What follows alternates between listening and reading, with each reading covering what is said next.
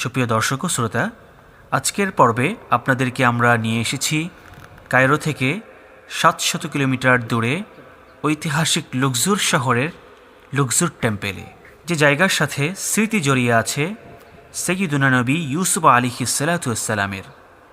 কারণ করিম ইবনে করিম ইবনে করিম ইবনে করিম অর্থাৎ ইউসুফ ইবনে ইয়াকুব ইবনে ইসহাক ইবনে ইব্রাহিম আলাইহিমিসসালাম, যে ফারাও বাদশার সময়ে আজিজে মিসর বা মিশরের প্রধানমন্ত্রী ছিলেন, সে বাদশার সময়েই তৈরি হয় ফারাওদের এই ঐতিহাসিক স্থাপনা লুক্সুর টেম্পেল। সেই ফারাও বাদশাহ হলেন চতুর্থ আমেনহোতেপ বা আখনাতুন, একমাত্র ফারাও সম্রাট যে আল্লাহর উপর ঈমান এনেছিলেন। আজকে পাবে আমরা রয়েছি ফেরাউনদের রাজপ্রাসাদে। আপনারা দেখতে পাচ্ছেন যে রাজপ্রাসাদকে ঘিরে ইতিহাস রয়েছে মুসা আলাইহিসসালাম এবং ফেরাউনের, ইতিহাস রয়েছে হজরত ইউসুফ আলাইহিসসালাম এবং আমেনহোতেপ সালেস আখনাতুনের। দর্শক, চলুন আজকে আপনাদেরকে এই চমৎকার রাজপ্রাসাদ ঘুরে ঘুরে দেখাবো ইনশাআল্লাহ। আমাদের সাথেই থাকুন। আজকের পর্ব আখনাতুন এবং আজমালুল খালক সাইয়্যিদুনা ইউসুফ আলাইহিসসালামকে নিয়ে। এই টেম্পেলের শুরুতেই চোখে পড়বে বিশাল আকৃতির ফারাও রাজাদের কিছু ভাস্কর্য, যাদের মাঝে দ্য গ্রেট কিং নামে খ্যাত রামসিস দ্য সেকেন্ড, যিনি ছিলেন মুসা আলাইহিসসালামের সময়ের ফেরাউন। এখানে আরও রয়েছে ফারাও সম্রাট আখনাতুন, সেঠিসহ আরও অনেকের তিমসাল বা ভাস্কর্য। ঐতিহাসিক কার্নাক টেম্পল থেকে সোজা সরু 3 কিলোমিটার তরিকুল কুব্বাস বা স্প্রিংস রোড তথা ফারাওদের ঐতিহাসিক রাজপথের শেষ প্রান্তে এই লুক্সুর টেম্পলটি অবস্থিত। এই টেম্পলে ঢুকলে আপনি ফিরে যাবেন আজ থেকে 4000 বছর পূর্বের পৃথিবীতে। এত উঁচু উঁচু দেয়াল আর মোটা পিলারগুলো সাক্ষ্য দিবে আজ থেকে 4000 বছর আগের সমৃদ্ধ ইতিহাসের মহাকাব্যিক উপাখ্যানের। তাদের ইতিহাস ঐতিহ্যগুলো কেমন যেন এখানের দেয়ালগুলো চিৎকার করে বলছে।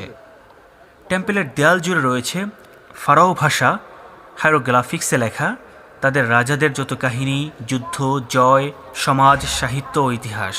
তারা হয়তো জানতো আজ থেকে কয়েক হাজার বছর পরের মানুষজন আমাদের কৃতিত্ব নিয়ে গল্প রচনা করবে, আমাদের ইতিহাস নিয়ে গবেষণা ও সাহিত্য চর্চা করবে।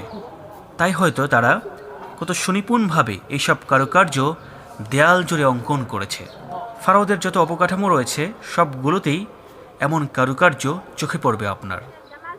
এগুলো দেখে আপনাকে বিস্মিত হতেই হবে। সুপ্রিয় দর্শক ও শ্রোতা, এই টেম্পলটি যেমনইভাবে ফারাওদের ইতিহাস, ঐতিহ্য, সভ্যতার সাক্ষ্য বহন করছে, ঠিক তেমনইভাবে এটি ইসলামী ফাতিমি সালতানাতের এবং রোমান সাম্রাজ্যের ইতিহাস বহন করছে।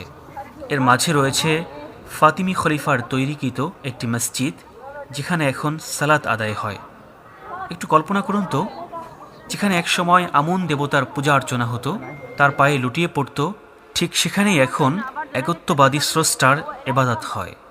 সেই মহান স্রষ্টার সামনে লুটিয়ে পড়ে সিজদাকারী।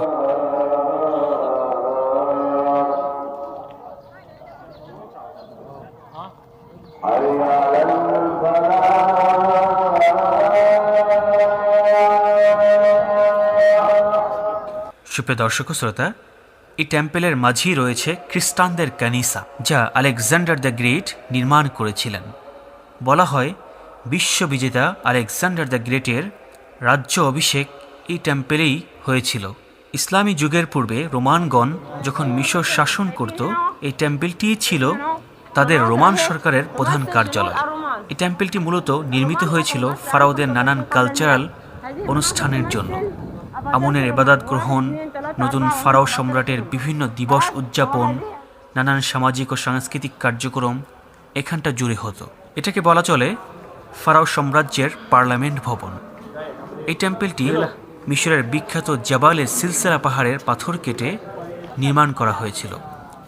সুপ্রিয় দর্শক শ্রোতা, হজরত সাইয়্যিদুনা ইউসুফ আলাইহিসসালামের সময়ের ফারাও সম্রাট কে এই আখনাতুন, আসুন আমরা জেনে নেই। যার বাবা ছিলেন তৃতীয় আমেনহোতেপ, সেই হিসেবে তার উপাধি চতুর্থ আমেনহোতেপ। এই নামেই মিশরবাসী সবাই তাকে চিনত এবং তার উপাসনা করত। কিন্তু বাদশাহ একদিন হঠাৎ করেই রাষ্ট্রের সবাইকে আমন্ত্রণ করলেন। ওই দিনটি ছিল আমুন দেবতার মিশরের বিজয়ের দিন। স্বভাবতই সূর্য দেবতা আমুনের সম্মানে বাদশাহ রাজকীয় পোশাক পরিধান করবেন, আমুনকে শ্রদ্ধা করবেন, এমনটি হওয়ার কথা ছিল। কিন্তু বাদশাহ একই করলেন, স্বাভাবিক পোশাকেই সবার সামনে এলেন।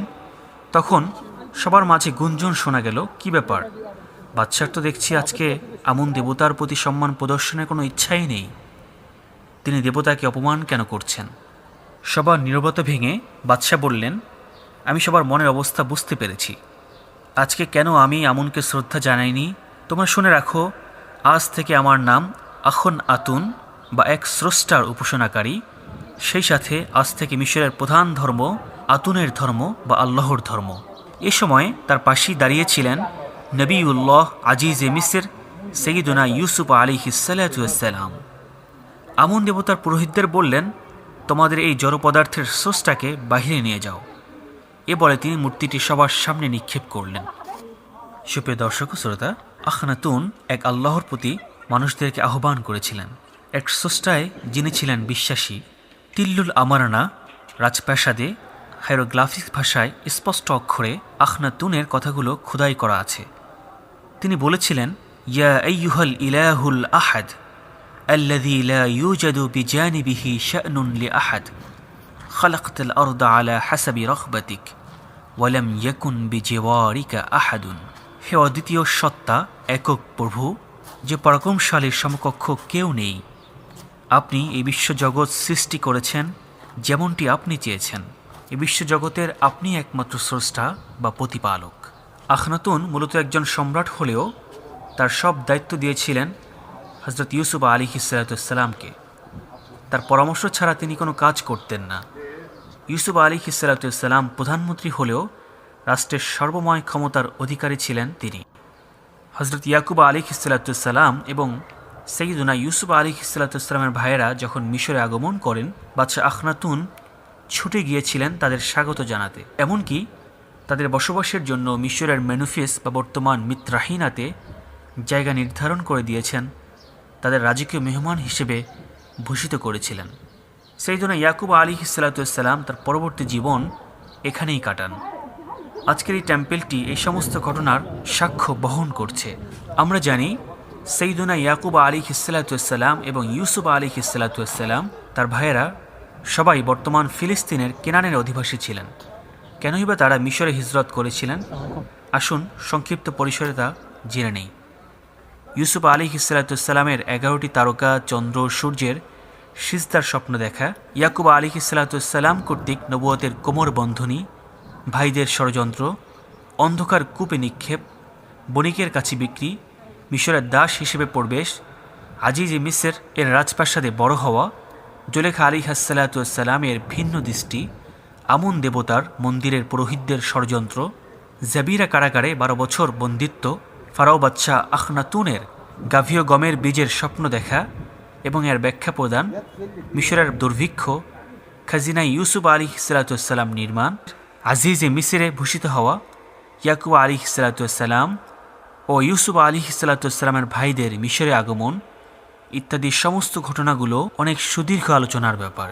এই সমস্ত কিছুই এই জায়গাগুলো জুড়ে স্মৃতি বহন করছে।